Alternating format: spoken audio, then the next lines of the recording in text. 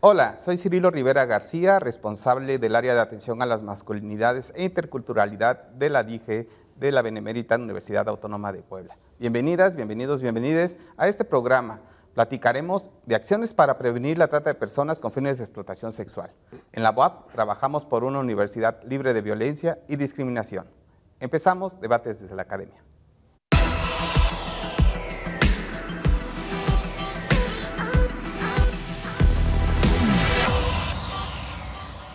Le damos la cordial bienvenida a nuestra invitado el día de hoy, a la maestra Ixchel Iglesias González Báez. Ella es especialista en temas de trata de personas con fines de explotación sexual, feminicidios, violencia contra las mujeres. Maestra Ixchel, muchas gracias, bienvenida por haber aceptado la invitación. También nos acompaña el doctor Óscar Montiel Torres, también investigador, ha trabajado el tema de trata de personas con fines de explotación sexual, es creador del modelo Proxeneta, en Tlaxcala y bueno, desde la teoría, y ambos, tanto Ixchel como Óscar son antropóloga, cosa que va a ser muy interesante dialogar también desde las otras disciplinas. Pues bienvenida, bienvenido, muchas gracias por haber aceptado la invitación. Hablar de un tema que parece ser que ya está tan divulgado, sin embargo hay algo que pasa, sobre todo desde una perspectiva de los hombres que consumen cuerpos, que generan violencia, que hay sin fin de situaciones en las cuales pues está montado en este sistema de la cultura patriarcal. Hay dichos, frases que están versados desde esta construcción de la cultura machista, como es que la prostitución es el oficio más antiguo del mundo, es que miren, también a las mujeres les gusta, por eso hay prostitución, ¿no? Y la otra que recuerdo mucho es que, bueno, miren, pues no es tan grave, ¿no? Cosa que me parece que en el marco de los derechos humanos han habido una serie de situaciones en las cuales ustedes han construido no solamente diálogos, sino además propuestas, metodologías para intervenir en la prevención, pero en la atención. Además, ustedes han generado un gran equipo de peritaje antropológico para trabajar y abordar el tema de la violencia contra las mujeres. Bienvenida, bienvenido Óscar, Ixchel, y una de las primeras preguntas que vamos a lanzar, de una pregunta general. ¿Qué podemos entender con el tema de la trata de personas con fines de explotación sexual? Porque pues ahí está, se ha dicho mucho, se ha abordado, se ha divulgado, sin embargo, ¿qué hace que se mantenga vigente esto? Adelante. Pues muchas gracias por la invitación, Cirilo. Siempre es bueno venir a reflexionar de estos temas tan importantes y que también hay que seguir refrescándonos porque los temas van de moda y hace algunos años te decía que estábamos en el auge de la trata de personas con fines de explotación sexual y que se iba a perder esta moda, la moda en la investigación, la moda en la incidencia y la moda en las políticas públicas.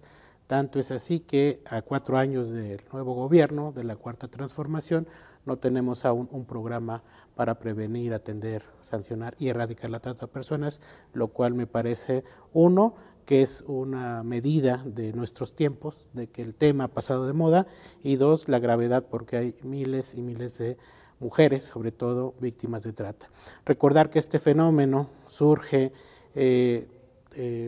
por un tráfico importante de mujeres de Europa del Este hacia América a finales del siglo XVIII y que surge con el término trata de blancas, justamente para ver la importancia del color de la piel, ¿no? Porque había trata o prostitución de mujeres negras, mujeres amarillas, pero hasta que se tocó a las mujeres blancas, la comunidad internacional empezó a generar este tipo de instrumentos jurídicos para la atención y erradicación del fenómeno, y después los países se metieron en un debate, en un atolladero jurídico de un fenómeno cultural que es una de las violencias más antiguas en contra de las mujeres, que es la prostitución, ¿no? La trata de blancas al inicio podemos verla como sinónimo de la prostitución forzada y que justamente estos debates desde hace siglos tienen que ver con que se ha centrado en las mujeres, ¿no? Y que son las culpables de que existe este fenómeno, cuando los responsables, los verdaderos responsables de este fenómeno de violencia contra las mujeres somos los hombres que nos construimos como propietarios de las mujeres, que vemos a sus cuerpos como objetos, y esta transición entre objeto y mercancía es lo que explica este fenómeno vinculada a la trata con fines de explotación sexual. Eso puede ser. Ixchel, en este mismo sentido, se habla de prostitución, tú tienes una tesis en la licenciatura como antropóloga, ahora después con la maestría te metes en estas lógicas de entender qué pasa con la cultura machista, en la que los hombres generamos violencias, pero también pulimos otras.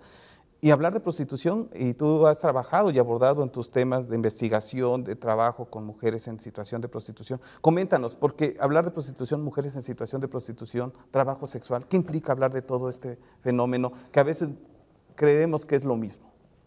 Sí, bueno, primero, muchas gracias por la invitación, un gusto estar aquí. Y justamente lo voy a articular la respuesta con lo último que mencionaba Óscar. Se tiende a mirar como dos fenómenos separados, la trata con fines de explotación sexual y la prostitución por otro, pensando que son dos fenómenos que están completamente desconectados. ¿En qué punto del análisis podemos mirar que sí hay una conexión? Y tiene que ver con la lógica de la demanda. Es decir, la trata es una forma de abastecer la demanda, ¿no? Que pensemos, hay una demanda de mujeres, de niñas para la explotación sexual, para la prostitución, y entonces los proxenetas pues buscan abastecer esta demanda, ¿no? Que serían como los mercaderes que llevan el producto, lo voy a decir en esos términos. Y entonces reclutan a mujeres y a niñas, y aquí hay que poner rostro a las mujeres y a las niñas a las que reclutan. Normalmente son mujeres y niñas que viven en condiciones económicas precarizadas, que están en países en donde se viven diferentes formas de violencia estructural o guerras, ¿no? Mujeres desplazadas, mujeres migrantes, mujeres racializadas, y entonces, es decir, ¿qué condiciones estructurales favorecen que seas vulnerable a ser reclutada, a llegar a ser captada por el sistema proxeneta? Y entonces la trata lo que tiene es cumplir, es una forma de abastecer una demanda globalizada de prostitución. De la misma forma que hay tráfico de armas o que hay tráfico de drogas, y que pensamos en la figura de los narcos que pues abastecen esta demanda de drogas y que requieren a diferentes actores, ¿no? Tanto para la producción, ¿no? En los sembradíos, y que también muchas veces se abastecen de trata, pero ahí estamos hablando de otra forma de trata, pero estoy tratando de poner analogías que nos permitan comprender cómo se conectan, es decir, hay una demanda de prostitución, y entonces aquí entran otros actores, que son lo que se denomina como comúnmente como clientes, pero que dentro de las diferentes posturas políticas para entender el fenómeno de la prostitución, dentro del abolicionismo se les denomina prostituyentes. Es decir, los prostituyentes son aquellos hombres que demandan o que pagan para estar con una mujer prostituida, y entonces se les pone la responsabilidad, y por eso se les denomina prostituyentes, porque se plantea que si ellos no estuvieran demandando, pues la prostitución no tendría una razón de ser. Ahora, ¿cuáles son las implicaciones entre si es trabajo o no es trabajo? Recientemente yo he escuchado que algunas compañeras feministas hablan de que podríamos plantear que la prostitución, si no es un trabajo sexual, es una forma precarizada de existencia o una forma de obtener como los medios de vida bajo condiciones de violencia. Lo que estamos viendo es, sí, efectivamente, no todas las mujeres llegan reclutadas por un proxeneta, que eso sí serían mujeres que están siendo prostituidas por trata, ¿no? O sea, que hay un proxeneta que va, que las recluta. Entiéndase que el proxeneta no necesariamente es un hombre o una mujer como reclutador o reclutadora, sino que muchas veces ya es una entidad. O sea, estamos hablando de una plataforma o estamos hablando de alguien que no tiene un rostro, pero que se encarga de reclutar a las mujeres. Por ejemplo, alguna agencia, ¿no? De modelaje, que entonces tú dices, voy a ir a X país a trabajar y esta agencia me contrató, pero una vez que llegas a ese país te colocan en un departamento y nunca ubicas a alguien como una persona, pero te mandan a hoteles y estás en esa situación en la que quienes cobran son ellos. O sea, podríamos hablar que la trata hoy tiene diversas formas de expresión o de ejercerse, más bien la explotación sexual. Ahora, hay mujeres que llegan sin la figura del proxeneta, pero que lo que yo he encontrado dentro de las investigaciones que he realizado es que independientemente de la clase social, es decir, podríamos hablar de una prostitución en contexto de Cayo, podríamos hablar de una prostitución en la que se cobran 30,000 pesos por 2 horas o una en la que se cobran 150 pesos más el hotel por 1 hora o menos. Es decir, independientemente de la clase social, las mujeres que llegan por diferentes condiciones de vulnerabilidad. En algunos casos, y esto es lo que se tiende a ver más como, no, pues es vulnerabilidad económica, vulnerabilidad educativa, es que no estudió, es que era pobre, es que... Pero hay vulnerabilidades fundadas en un sistema de sexogénero que tiene que ver con la construcción social de la mujer, la forma en la que la educaron, los afectos y otras formas de vulnerabilidad, por ejemplo, afectivas, que llevan a que las mujeres lleguen a este espacio y que si bien les permite tener los medios para sobrevivir, para pagar una renta o para comer, entonces entramos en otro dilema que tendría que ver con la construcción de la sexualidad dentro de un sistema de dominación patriarcal. Entonces, es decir, en el mundo en el que vivimos, la sexualidad en las mujeres es una moneda de cambio. Y solo como para cerrar esta idea, si quisiera comentar, es decir, se sostiene que pues es tu cuerpo y tú decides, que el cuerpo es de quien lo trabaja, ¿no? Y entonces se hace una analogía con este discurso zapatista de la tierra es de quien la trabaja, pues el cuerpo es de quien lo trabaja y entonces podemos ser putas y podemos estar empoderadas porque yo decido, pero lo que no miramos estructuralmente es como pues esta decisión no tiene que ver con vivir una sexualidad libre y empoderada, sino que tiene que ver con una demanda masculina, ¿no? Estamos cuestionando el derecho de una mujer a prostituirse libremente, pero no estamos cuestionando el que a través de un valor de cambio como lo es el dinero, un hombre pueda acceder al cuerpo de las mujeres y que lo han hecho históricamente. Entonces, algo que yo planteo es, por ejemplo, nadie en su sano juicio dentro de la izquierda sostendría que la reforma al 27 constitucional fue el empoderamiento de los campesinos y las campesinas, ¿no? Como, pues sí, vendamos los ejidos y entonces la tierra se vuelve, en vez de un valor de uso, un valor de cambio y la vendemos y viva, ¿no? El empoderamiento campesino. Nadie sostiene eso, sabemos que es una forma y un ataque estructural, una forma de acercamiento y de privatización de la propiedad comunal, ¿no? Y eso es neoliberalismo puro. Y entonces con la tierra no nos metemos, pero la vagina, esa se cuece aparte, ¿no? O sea, esa sí se puede vender, esa sí se puede enajenar y eso sí es empoderamiento. Y lo que estamos viendo es que quienes han sobrevivido a la prostitución, pues plantean que pues en lo que sucede en un cuarto o en una bodega o detrás de una cortina o en el espacio prostitucional que sea, es todo menos un acto sexual, es un acto de poder, ¿no? Entonces, pues yo lo dejo ahí, me parece que pues sí implica una postura política, ver desde dónde nos posicionamos. Y ojo, esto no quiere decir atacar a las mujeres que están en situación de prostitución y que se denominan trabajadoras sexuales.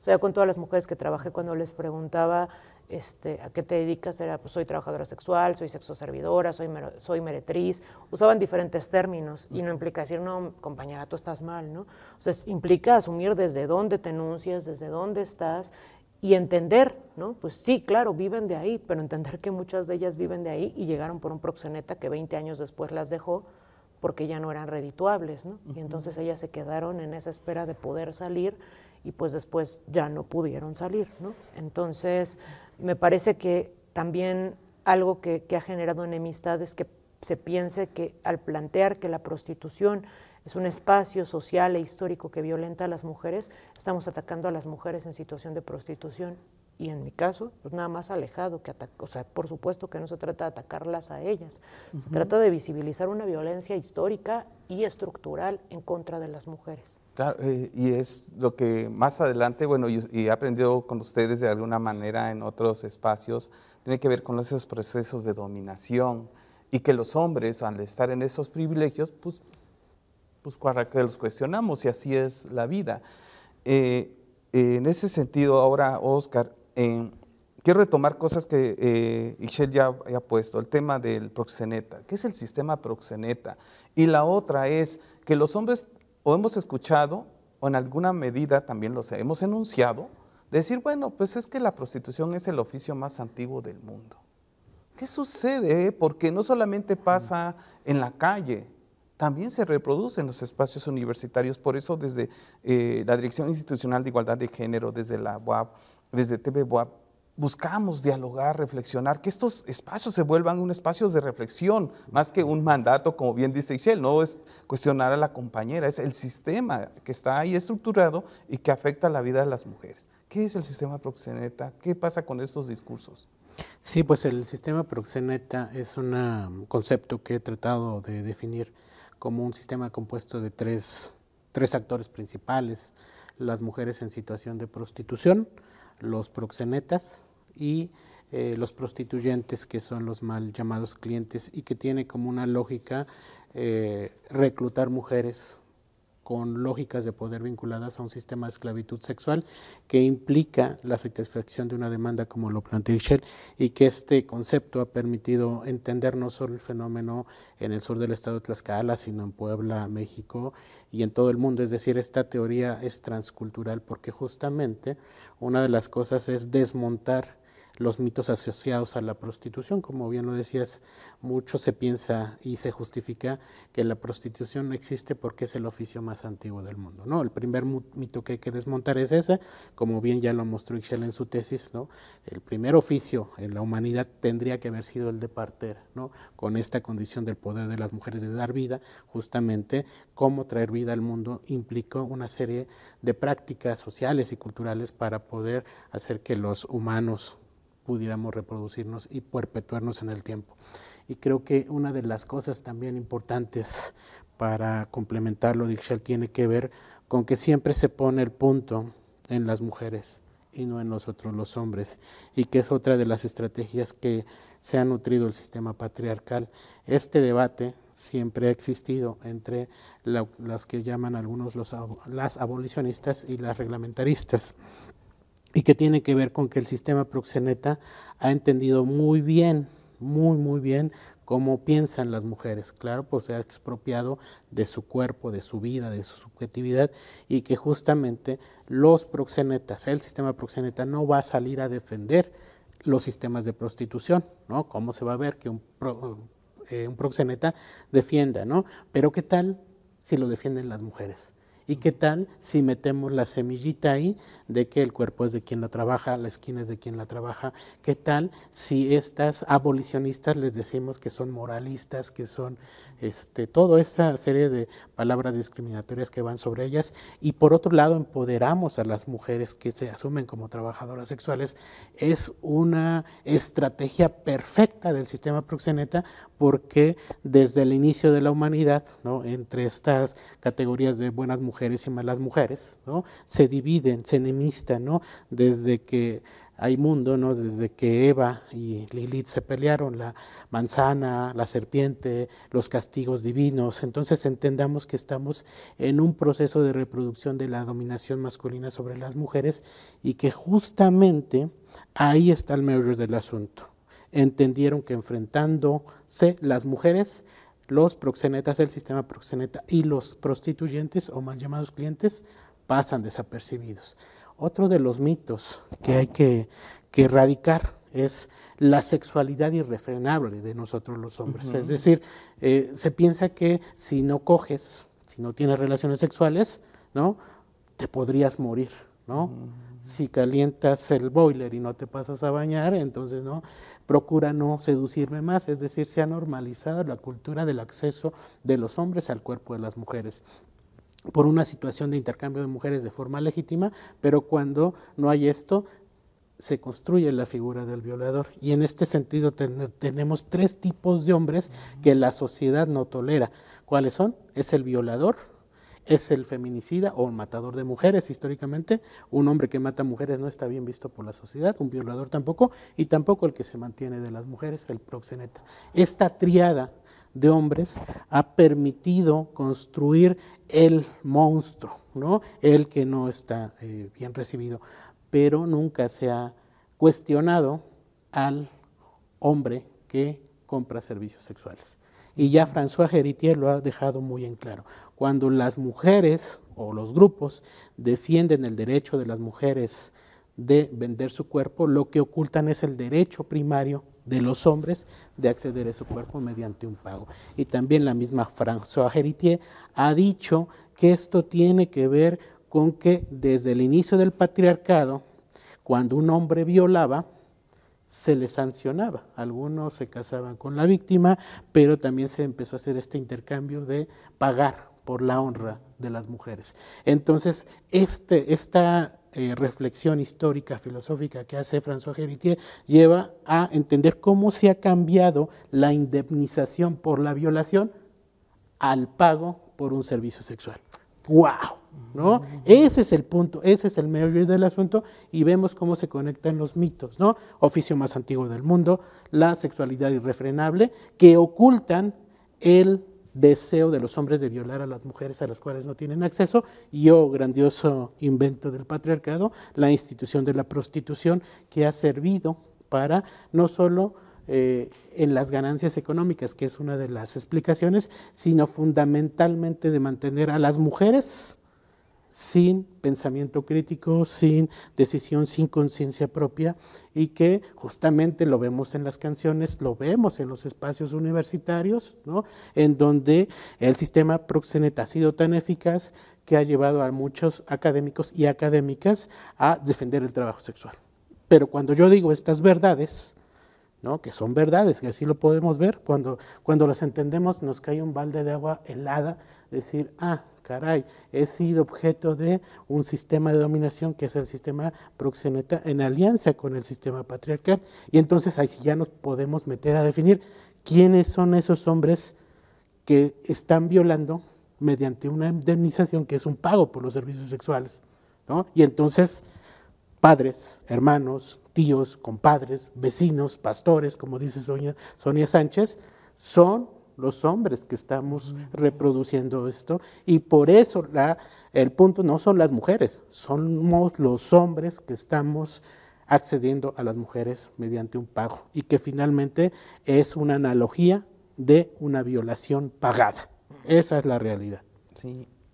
¿Cómo se relaciona todo esto que ustedes han investigado, tú que has visto, con esas reflexiones que los académicos o administrativos tenemos, o estudiantes universitarios? Porque parece ser que el sistema también se va fundando y no nos estamos dando cuenta, o no nos queremos dar cuenta, o somos tan cínicos que aunque lo sepamos, no asumimos responsabilidades. Porque, pues mira cómo viene vestida la chava, ¿no? Me hace pensar con todo lo que ustedes han dicho. Pues mira, pues también también le cierra el ojo al profe, pues cómo no va a querer. ¿Hay una relación muy fuerte en ese sentido, o cómo lo ves tú? Sí, es parte de la misma cultura patriarcal. Justamente en la maestría yo trabajé, la idea era trabajar con proxenetas en reclusión, con violadores y con feminicidas, pero pues en el estado de Tlaxcala, pese a todas las puertas se tocaron, pues me negaron el acceso a las cárceles. Después me fui enterando como los niveles de corrupción que había dentro del sistema carcelario y de los favoritismos que tenían los proxenetas en Tlaxcala, y que por eso no se me permitió entrar. Pero en otro estado pude acceder a la cárcel, y una de las cosas que vi al trabajar con violadores en reclusión fue que, como estos mitos o estos discursos que ellos reproducían, ¿no? Todos se consideraban de entrada como las víctimas de una mala mujer, ¿no? Es decir, estoy aquí en la cárcel porque una mujer se quiso deshacer de mí, ¿no? O sea, el no asumirse como violadores, sino asumir como es que es una interesada, es que es una celosa y me quiso quitar la casa, es que es puta. Entonces estaba la puta, la celosa, la interesada, la bruja, la víbora, ¿no? Como dentro de estos estereotipos que casi constituyen arquetipos de malas mujeres, eran ahí quienes estaban y que no permitían que las mujeres, que por eso estaban ahí ellos presos. Y luego en las entrevistas a profundidad reconstruyendo las historias de estos hombres que violaron, era tratar de entender el por qué lo hicieron. Y entonces aquí es donde se conecta con lo que preguntabas. Varios de ellos me decían como, pues es que yo no estoy aquí por haber violado, estoy aquí porque mi pareja era bien celosa y como pues yo siempre he sido querendón, entonces pues se quiso deshacer de mí y me inventó una violación, ¿no? Y les decía, bueno, ¿y tú por qué piensas que hay hombres que violan? Pues por tontos, porque no habría razón de violar, o sea, pues si para eso están las putas. Eso fue un argumento de todos los violadores entrevistados, ¿no? Lo cual te muestra que independientemente de lo que sostengan muchas personas, pues la prostitución es históricamente construida como el espacio de desecho, ¿no? Como ese espacio en donde no pasa nada si a las mujeres se les viola porque para eso están. A mí, en el trabajo que llegué a realizar con las mujeres en situación de prostitución, en diferentes ocasiones, cuando llegaban a ser violadas o que me avisaban de madrugada de hay una en un hotel, la violaron, la cuchillaron y pues ir de madrugada, todavía eran delegaciones en la Ciudad de México, a la delegación a levantar el acta, no fue una, fueron muchas veces que ministerios públicos me llegaron a decir como, usted me está diciendo que la violaron, pero a ver, explíquese si es puta, o sea, ¿cómo van a violar a una puta? O sea, para eso está, ¿no? Entonces te das cuenta que ese discurso se sostiene por autoridades, pero se sostiene también, pues, por los propios hombres que violan, ¿no? Aquellos como, pues no, pues si para eso hay putas, violan los pobres, yo no soy pobre. O sea, ahí veías estos elementos que construyen la masculinidad, ¿no? Como el tener dinero, ¿no? Posicionarme frente a los otros como yo tengo dinero, entonces yo no pude haber sido violador porque yo tengo para pagar.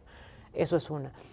Otro, que esta frase a mí me parecía demoledora, bueno, es una cita literal que voy a decir de uno de ellos, que me dijo, cuando yo le pregunté, oye, porque me dijo, yo no soy violador. Dije, ok, tú no violaste, pero ¿me podrías decir tú por qué crees que hay algunos que sí violan o que llegan aquí a la cárcel? Mira, te voy a explicar. Ustedes, las mujeres, son como las perras. ¿Has visto que las perras mueven la cola cuando están en celo?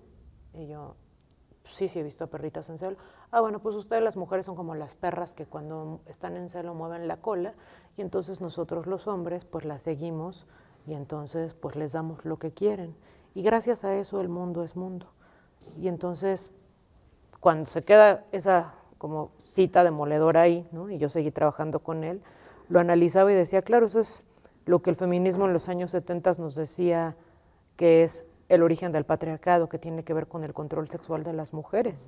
O sea, es decir, la idea de la violencia instrumental, la idea de a las mujeres, ustedes provocan las violaciones, y la idea de él, pues gracias a eso el mundo es mundo y por eso las tomamos, ¿no? Y entonces, si lo trasladamos a las relaciones cotidianas, pues ¿qué se les enseña a los hombres desde pequeños, ¿no? Como no es cuántas novias, no es tienes novia, mijo, es cuántas novias tienes, y te gusta la muchacha y ya ves que hasta la muchacha.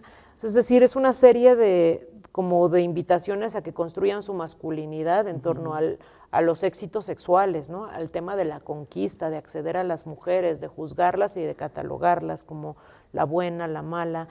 Y eso lo vemos maximizado y reflejado en los discursos de los violadores o de los feminicidas con los que hemos trabajado en peritajes, de los prostituyentes y de los proxenetas, pero es una masculinidad común y corriente. Sí. Híjole, lamentablemente se nos acaba el tiempo, por nosotros podríamos tener unos bloques más adelante. Muy breve, Óscar Ixchel, la importancia de abordar esos temas en la universidad. Muy breve, tenemos escaso minuto, 20 segundos. Okay. Pues nada más decir que la universidad y las ciencias sociales han fracasado en quitar la tesis como una forma de titulación, porque eso ha implicado que muchos se titulen automáticamente por promedio y nos quita la posibilidad de hacer investigaciones. Entonces creo que la investigación y el sentido crítico tiene que estar manifestado en ese sentido, si no, ¿quiénes van a hacer las investigaciones que nosotros hacemos pensando en la formación en universidades? Gracias. Pues considero que es fundamental que se trabaje la violencia y sobre todo el ejercicio de poder, y que tiene que ser un trabajo continuado, no solamente a través de una materia, ¿no? Que la universidad tiene que asumir esa responsabilidad porque cotidianamente pues nos están matando, nos están violando y nos están desapareciendo, y la universidad tendría que responder cotidianamente a las necesidades sociales. Híjole, pues de verdad muchísimas gracias, gracias por dejarnos esto a manera de invitación, de reflexión, pero también de acción. Creo que desde este lugar hay algo urgente que hacer, y lo que decía Oscar, la investigación, y lo que dices, Ixchel, las relaciones de poder. No podemos seguir construyendo una sociedad si no desmontamos las relaciones de poder. Pues bueno, pues muchísimas gracias, doctor Oscar Montiel Torres, maestra, ya doctorante, Ixchel Iglesias, haciendo, ya estás, esperemos pronto que en este encuentro nos encontremos nuevamente con estas reflexiones. Gracias. Pues así hemos llegado al final de esta entrevista en Debates desde la Academia a través de TV WAP. Agradecemos la participación de la maestra Ixchel Iglesias González Báez y al doctor Oscar Montiel Torres. Pues nuevamente les invitamos a conocer las diversas actividades que tiene la Dirección Institucional de Igualdad de Género en la transversalización de las políticas de igualdad, prevención y atención de la discriminación y violencia de género en nuestra universidad. Síganos a través de la página web dige.wap.mx y en redes sociales a través de Facebook, @digewap, y en Twitter también @digewap. Muchas gracias, hemos llegado al final de este programa, agradecemos su compañía, hasta pronto.